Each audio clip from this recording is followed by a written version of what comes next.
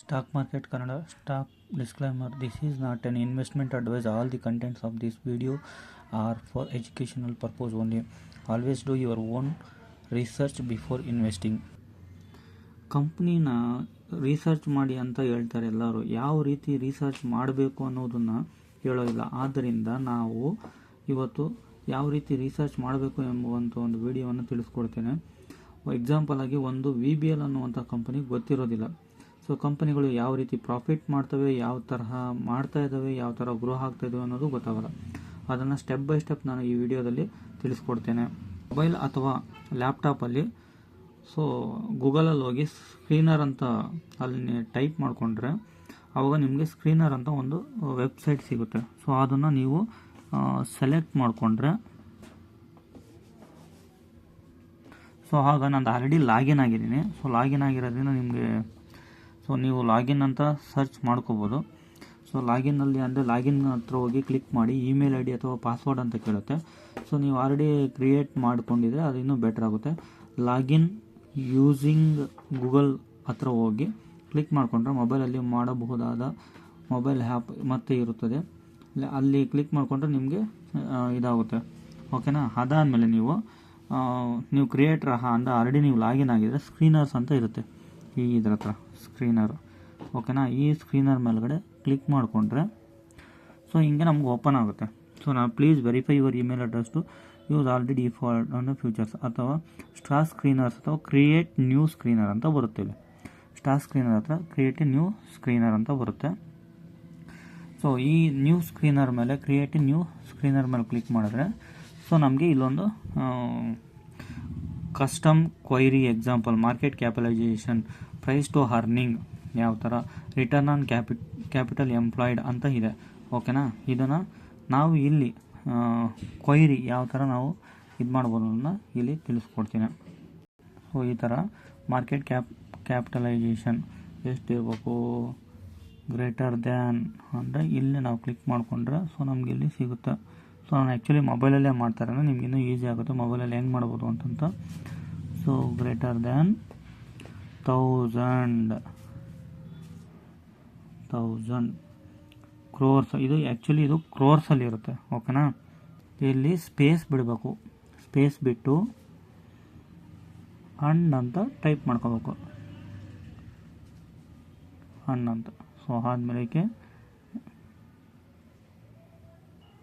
So average return on equity ಅಂತ 5 years. So ಈ ಥರ ಸೆಲೆಕ್ಟ್ ಮಾಡ್ಕೋಬೇಕಾಗುತ್ತೆ. ಮತ್ತು ನೆಕ್ಸ್ಟು ಇಲ್ಲಿ ಕೆಳಗಡೆ ಒಂದು sales growth 5 years, sales growth 5 years 3 years so ಯಾವ್ದು ಬೇಕಾದ್ರೂ ಸೆಲೆಕ್ಟ್ ಮಾಡ್ಕೋಬೋದು. Sales growth 5 years. ಓಕೆ, ಇಲ್ಲಿ ಗ್ರೇಟರ್ ದ್ಯಾನ್ ಓಕೆ. ಸೊ ಇಲ್ಲಿ ಅಷ್ಟೇ ಸೇಲ್ಸ್ ಗ್ರೋತ್ 5 years. ಇಲ್ಲಿ ಈ ಥರ ಸಿಂಬಲ್ಸ್ನ ಸೆಲೆಕ್ಟ್ ಮಾಡ್ಕೋಬೋದು greater than. Okay, next profit growth. So ನಾವು ಪ್ರಾಫಿಟ್ ಗ್ರೋತ್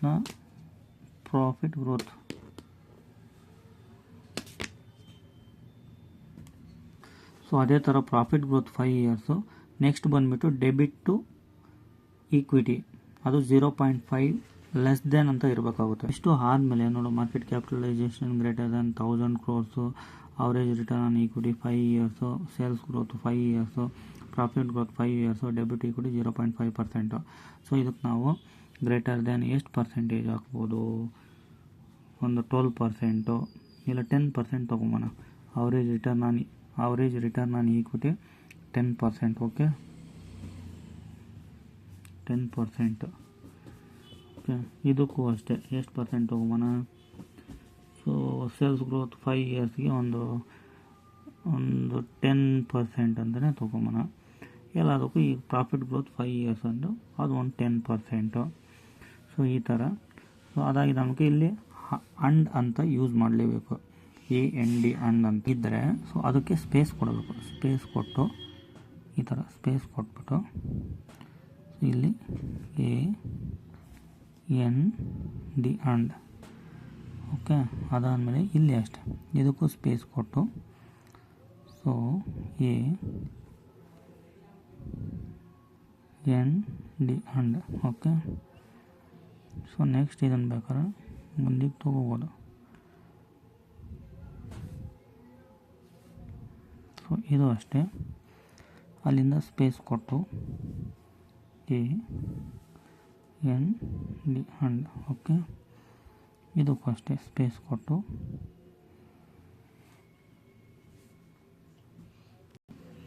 ಸೊ ಈ ಥರ ಎಲ್ಲ ಇದಾಗಿದ್ದಾದಮೇಲೆ ಸೊ ನೆಕ್ಸ್ಟಿಗೆ ಇಲ್ಲಿ ರನ್ ದಿ ಕ್ವೈರಿ ಅಂತ ಬರುತ್ತೆ. ಈ ಥರ ಎಲ್ಲ ಆಗಿದೆ ನಮಗೆ ರನ್ ದಿಸ್ ಕ್ವೈರಿ. ಓಕೆ.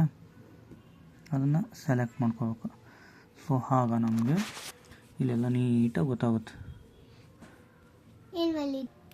ಈ ಥರ ಕಂಪ್ನಿಗಳೆಲ್ಲ ಓಪನ್ ಆಗ್ತವೆ.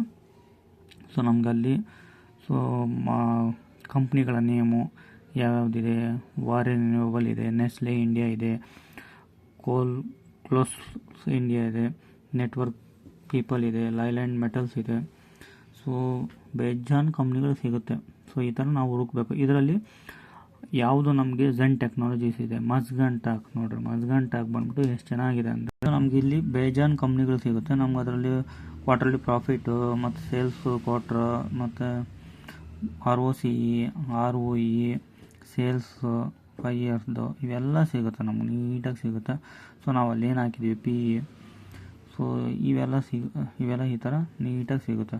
ಸೊ ಆ್ಯಕ್ಚುಲಿ ನಾನು ಇದು ಮೊಬೈಲಲ್ಲೇ ನಾನು ಇದು ಮಾಡ್ತಾಯಿದ್ದೆ. ಆ್ಯಕ್ಚುಲಿ ನನ್ನ ಹತ್ರ ಲ್ಯಾಪ್ಟಾಪ್ ಇಲ್ಲ. ಸೊ ಆ ಪರ್ಪೋಸ್ಗೆ ನಾನು ಮೊಬೈಲಲ್ಲೇ ನಾನು ನಿಮಗೆ ಸೊ ಯಾವ ಥರ ಓಪನ್ ಮಾಡ್ಬೋದು ಅನ್ನೋದೆಲ್ಲ ನೀಟಾಗಿ ಹೇಳ್ಕೊಡ್ತಾಯಿದ್ದೀನಿ. ಓಕೆನಾ. ಸೊ ಟೋಟಲ್ 6 ಪೇಜ್ ಸಿಗುತ್ತೆ ನೋಡ್ರಿ ನಿಮಗೆ. ಸೊ ಆ್ಯಕ್ಚುಲಿ ನನಗೆ 50 ಕಂಪ್ನೀಸ್ ಮಾತ್ರ ನಮಗೆ ಸಿಗುತ್ತೆ, ಅಂದರೆ 630 ಟೋಟಲ್ 300 ಕಂಪ್ನೀಸ್ ನಮಗೆ ಸಿಗುತ್ತೆ. ನಾವೇನು ಸರ್ಚ್ ಮಾಡಿದ್ವಲ್ಲ ಸೊ ಅದು ಟೋಟಲ್ಲು ನೋಡ್ರಿ. ನಾವೇನು ಸರ್ಚ್ ಮಾಡಿದ್ದೀವಿ ಅಂದ್ರೆ ಇಲ್ಲಿ ಇರುತ್ತೆ ನಮ್ಗೆ query. Market capitalisation 1000 crores above, ಮತ್ತು average return on equity 5 years 10%. Okay. 10%. ಮತ್ತು ಸೇಲ್ಸ್ ಗ್ರೋತು 5 yearsಗೆ 10%, ಪ್ರಾಫಿಟ್ ಗ್ರೋತ್ 5 yearsಗೆ 10%, ಡೆಬಿಟ್ ಟು ಈಕ್ವಿಟಿ 0.50 ಇಷ್ಟು. ಸೊ ಈ ಥರದವು 300 ಕಂಪ್ನಿ ಸಿಗುತ್ತೆ ನಮಗೆ. ಓಕೆ. ಸೊ ನಮಗೆ ಡೆಬಿಟ್ ಟು ಈಕ್ವಿಟಿ ನಮಗೆ 0.50% ಇರಬೇಕು. ಸೊ ಡೆಬಿಟ್ ಟು ಈಕ್ವಿಟಿ ಏನಕ್ಕೆ ಆ ಥರ ಇರಬೇಕು ಅಂತಂದರೆ ಸೊ ಡೆಬಿಟ್ ಟು ಈಕ್ವಿಟಿ 0.50 ಒಳಗಡೆ ಇರಬೇಕಾಗುತ್ತೆ, ಲೆಸ್ ದೆನ್. ಸೊ ಏನಕ್ಕೆ ಅಂತಂದರೆ ಸೊ ಕಂಪನಿ ಹತ್ತಿರ ಎಷ್ಟು ಸಾಲ ಇದೆ, ಅದೇ ಥರ ಎಷ್ಟು ಅಸೆಟ್ ಇದೆ ಅಂತಲೂ ಸೊ ನಾವು ಅದ್ರ ಮೇಲ್ಗಡೆ ನಾವು ಡೆಬಿಟ್ ಟು ಈಕ್ವಿಟಿನ ನಾವು ಇದು ಮಾಡ್ಬೋದು. ಡೆಬಿಟ್ ಟು ಈಕ್ವಿಟಿ 200 crore ಇತ್ತು ಅಂದರೆ, ಅಸೆಟ್ 2000 crore ಇತ್ತು ಅಂತಂದರೆ ಆವಾಗ ಡೆಬಿಟ್ ಟು ಈಕ್ವಿಟಿ 1 ಆಗಿರುತ್ತೆ. 3000 crore ಡೆಬಿಟ್ ಇತ್ತು ಅಂದರೆ 600 crore ಅಸೆಟ್ ಇತ್ತು ಅಂದರೆ ಅವಾಗ ಡೆಬಿಟ್ ಟು ಈಕ್ವಿಟಿ 0.5 ಬರುತ್ತೆ. ಸೊ ಅದೇ ಥರನೇ 200 crore ಡೆಬಿಟ್ ಇತ್ತು ಅಂದರೆ 100 crore ಅಸೆಟ್ ಇತ್ತು ಅಂದರೆ ಡೆಬಿಟ್ ಟು ಈಕ್ವಿಟಿ 2 ಆಗಿಬಿಡುತ್ತೆ. ಸೊ ಅದೇ ರೀತಿ ಸೊ ಡೆಬಿಟ್ ಬಂದುಬಿಟ್ಟು 50 crore ಇದ್ದು ಸೊ ನಮಗೆ ಅಸೆಟ್ ಬಂದುಬಿಟ್ಟು 100 crore ಇದ್ದರೆ ಸೊ ಆವಾಗ ನಮಗೆ ಇದ್ರದ್ದು ಅಸೆಟ್ಗೂ ಡೆಬಿಟ್ ಈಕ್ವಿಟಿ ಎಷ್ಟು ಇದೆ ಅಂದರೆ ಸಾಲ ಎಷ್ಟು ಇದೆ ಅಂತ ತಿಳಿಯೋದಕ್ಕೆ ಇದನ್ನು ಉಪಯೋಗಿಸುತ್ತೇವೆ. ಡೆಬಿಟ್ ಈಕ್ವಿಟಿ ಕಡಿಮೆ ಇರುವುದು 0.5ಗಿಂತಲೂ 5 ಕಡಿಮೆ ಇರುವಂತಹ ಅದನ್ನು ನೋಡಬೇಕಾಗುತ್ತೆ ನಾವು. ಓಕೆನಾ. ಸೊ ಈ ಥರ ಸೊ ನಾವು ಏನು ಮಾಡಬೇಕಂದ್ರೆ, ಯಾಕಂದರೆ ನಾಳೆ ಕಂಪನಿಗಳು ಏನಾದರೂ ಹೆಚ್ಚು ಕಡಿಮೆ ಆದರೆ ಸೊ ಅಂದರೆ ಡೆಬಿಟ್ ಈಕ್ವಿಟಿ ಹೆಚ್ಚು ಕಡಿಮೆ ಆದಾಗ ಸೊ ನಮಗೇನಾಗುತ್ತೆ ಸೊ ಅಲ್ಲಿರುವಂಥ ಎಲ್ಲ ಅಸೆಟ್ಗಳನ್ನು ಸೆಲ್ ಮಾಡಿಕೊಂಡು ಎಲ್ಲ ಸಾಲಗಳನ್ನು ತೀರಿಸುತ್ತವೆ. ಆವಾಗ ನಮಗೆ ಕಂಪನಿ ಬ್ಯಾಂಕ್ರಫ್ಟ್ ಆಗಿ ಮುಳುಗಡೆ ಆಗೋದು ಚಾನ್ಸಸ್ಸು ಕಡಿಮೆ ಇರುತ್ತದೆ. ಆಪರೇಟಿಂಗ್ ಮಾರ್ಜಿನ್ ಲಾಸ್ಟ್ 5 yearsಯಿಂದ ಇವಾಗ ಇಂಪ್ರೂವ್ ಆಗಿ ಇರಬೇಕು. ಓಕೆನಾ. ಸೊ ಆ ಥರ ಇರುತ್ತೆ. How to find the P in chart. ಇವಾಗ ಯಾವುದಾದ್ರು ಒಂದು ಕಂಪ್ನಿನ ಸೆಲೆಕ್ಟ್ ಮಾಡ್ಕೊಬೋಣ. ಓಕೆನಾ. ಸೊ ಪಿ ರೇಷಿಯೋ ಯಾವ ಥರ ಪಿ ಇನ್ ಚಾರ್ಟಲ್ಲಿ ಯಾವ ಥರ ಮೀಡಿಯಮ್ಮು ಮತ್ತು ಆ ಥರ ಯಾವ ಥರ ಇರಬೇಕು ಅನ್ನೋದನ್ನು ನಾನು ನಿಮಗೆ ಸೆಲೆಕ್ಟ್ ಮಾಡಿ ತೋರಿಸ್ತೀನಿ. ಯಾವ್ದು ತೊಗೊಂಬನ, ಎಷ್ಟು 300 ಕಂಪ್ನಿ ಇದೆ. Which company we are selecting?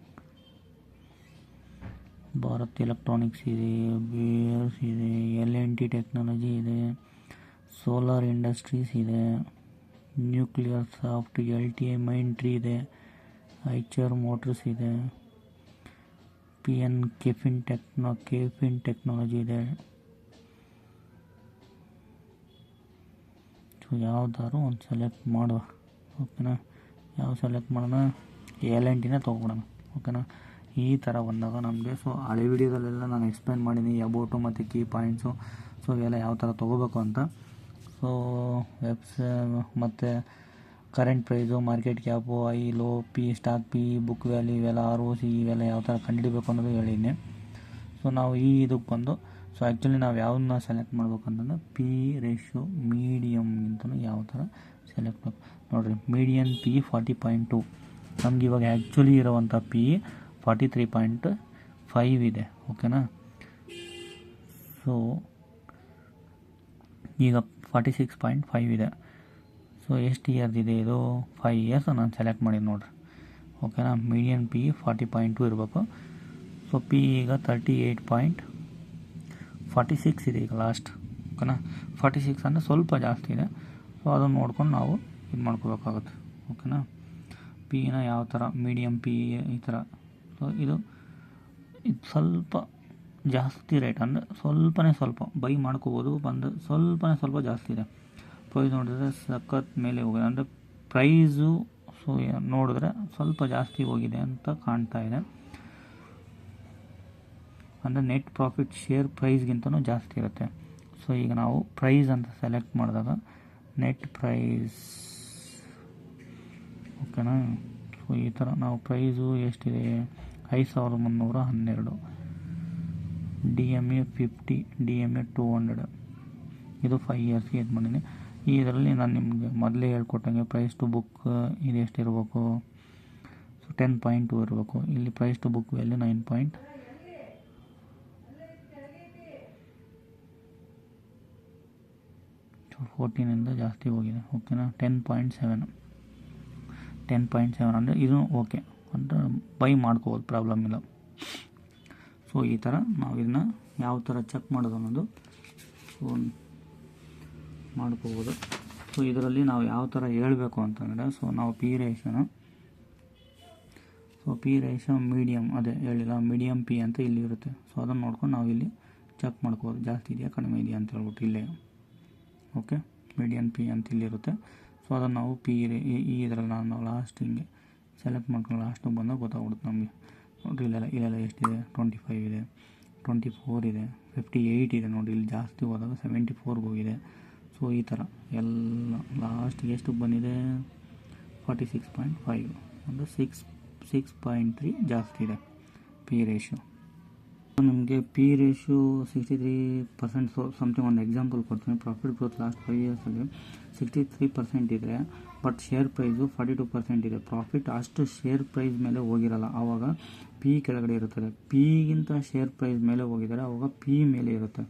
Profit and loss optimum ಇದರಲ್ಲಿ so last quarter so councils check ಮಾಡಿದಾಗ ಅಂದರೆ ಲಾಸ್ಟ್ ಕ್ವಾರ್ಟರ್ಸಲ್ಲಿ ನೋಡಿ ನಾವು ಪ್ರಾಫಿಟ್ ಆ್ಯಂಡ್ ಲಾಸ್ ಇದರಲ್ಲಿ ಬಂದು ಸೊ OPM ಅಂತಂದರೆ ಆಪ್ರೇಟ್ ಪ್ರಾಫಿಟ್ ಮಾರ್ಜಿನ್ನು ಸೊ ಎಷ್ಟಿದೆ ಅಂತಂದು ತಿಳ್ಕೊಂಡ್ರೆ 22% ಅಂದರೆ ಈ ಥರ 22% ಇದೆ. ಸೊ ಮಾರ್ಚ್ 2022 ಅಲ್ಲಿ 22%, ಮಾರ್ಚ್ 2023 21%, ಮಾರ್ಚ್ 2024 21%, TTM 20% ಇದೆ. ಸೊ ಅಂದರೆ 21% ಇದೆ. ನಾವು ಕೇಳಿದ್ದು 10% ಅಷ್ಟೇ. ಸೊ 10% ಅಂದರೆ ಸೊ ಆಲ್ಮೋಸ್ಟ್ 10% ಮೇಲೆಗಡೆ ಇದೆ. ಓಕೆನಾ, ಸೊ ಇದು OPM ಬರುತ್ತೆ. ಸೊ ನಾವು ಫ್ಯೂಚರಲ್ಲಿ ಕಂಪ್ನಿ ಯಾವ ಥರ ಸೆಲೆಕ್ಟ್ ಮಾಡ್ಬೋದು ಅಂತಂದರೆ ಸೊ ನಾವು ಕಾಲ್ಸ್ ಅಂತ ಇರುತ್ತೆ. ಸೊ ನಾವು ಲಾಸ್ಟಿಗೆ ಬಂದಾಗ ನಾವು ಈ ಥರ ಎಲ್ಲ ಪ್ರಾಫಿಟ್ ನಾವು ಈ ಥರ ratios, balance sheet, so cash flow ratios, ಇವೆಲ್ಲ share holding pattern, documents, announcements ಎಲ್ಲ ಇರುತ್ತೆ, ಇಂಪಾರ್ಟೆಂಟು, ಸರ್ಚ್. ಸೊ ನಮ್ಗೇನು ಬೇಕೋ ಅದನ್ನು ನಾವಿಲ್ಲಿ ಅನೌನ್ಸ್ಮೆಂಟ್ಸಲ್ಲಿ ಸಿಗುತ್ತೆ. ಆ್ಯನ್ಯಲ್ ರಿಪೋರ್ಟ್ಸ್ ಅಂತ ಕೊಡ್ತಾರೆ. ಮತ್ತು ಕ್ರೆಡಿಟ್ ರೇಟಿಂಗ್, ಈ ಕ್ರೆಡಿಟ್ ರೇಟಿಂಗಿಂದ ಈ ಕಂಪ್ನಿಗಳಿಗೆ ಸಾಲ ಯಾವ ಥರ ಸಿಗುತ್ತೆ ಮತ್ತು ಯಾವ ಥರ ಮತ್ತು ಅವೆಲ್ಲ ಸಿಗುತ್ತೆ. ಕಾಲ್ಸ್ ಅಂತ ಇರುತ್ತೆ, ಅದರಲ್ಲಿ ಟ್ರಾನ್ಸ್ಕ್ರಿಪ್ಷನ್ನು, PPT ಎಲ್ಲ ಇರುತ್ತೆ. ಸೊ ನೀವು ಇದನ್ನೆಲ್ಲ ಓದ್ಬೋದು. ಸೊ ನೋಟ್ಸ್ ಅಂತ ಇರೋದನ್ನ ನೀವು ಓದ್ಕೋಬೋದು. ಸೊ ಇಲ್ಲಿ ಕ್ಲಿಕ್ ಮಾಡಿದಾಗ ಕಾನ್ಫರೆನ್ಸ್ ಕಾಲು, ಸೊ ಇದು ಅಟ್ಲೀಸ್ಟ್ ನಿಮಗೇನು ಟೈಮ್ ಇಲ್ಲ ಅಂತಂದರೆ ನೋಟ್ಸ್ ಅಂತ ಕ್ಲಿಕ್ ಮಾಡಿದ್ರೆ ಇಲ್ಲಿ ನೋಟ್ಸಲ್ಲಿ ಕಂಪನಿ ಓವರ್ವ್ಯೂ ಏನಂತೆ, L&T Technology Services Limited Ltd is a subsidiary of Laser and Turbo Limited. The company focuses on technology, services and solutions across various sectors. So Q3 for 25 performance highlights. Revenue grew by 3.1% in constant currency driven by the tech and sustainability segments. Tech segments led growth with 11.1%, followed by substantially at 4%.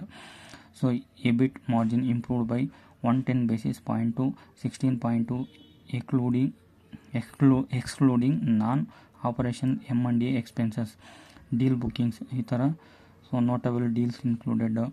So ಇವೆಲ್ಲ acquisitions ಮತ್ತು segment performance, mobility, sustainability, tech, key deal included, technology and innovations, so outlook, challenges and headwinds, strategic focus. So ಈ ಥರದವೆಲ್ಲ ಇರುತ್ತೆ.